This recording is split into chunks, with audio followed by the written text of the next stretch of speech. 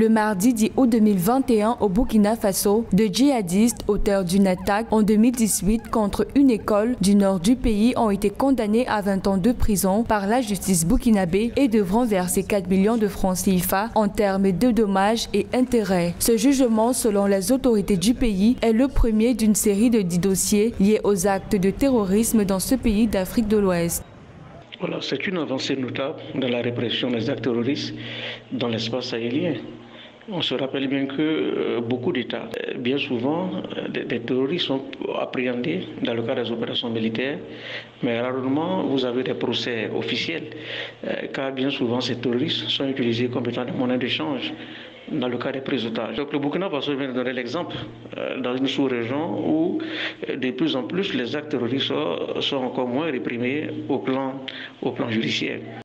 Ce procès sur les actes terroristes est une première dans l'histoire du Burkina Faso depuis le début des attentats terroristes dans le pays en 2016. Le Burkina Faso devient ainsi l'un des premiers pays africains à expérimenter un tribunal spécialisé dans la répression des actes de terrorisme.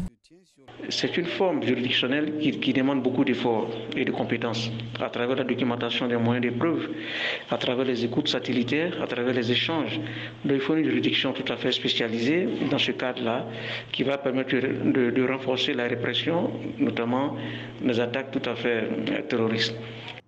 Les deux inculpés d'actes terroristes âgés de 38 et 29 ans sont jugés pour association de malfaiteurs en lien avec une entreprise terroriste, détention illégale d'armes et de munitions de guerre, complicité de terrorisme et destruction volontaire de biens. D'autres dossiers similaires sont en cours de jugement. Au terme des procès, le 13 août 2021, si la culpabilité de ces derniers est établie avec des preuves irréfutables, ils seront jugés à la hauteur de tels crimes. À contrario, ils seront relâchés selon les autorités judiciaires du pays.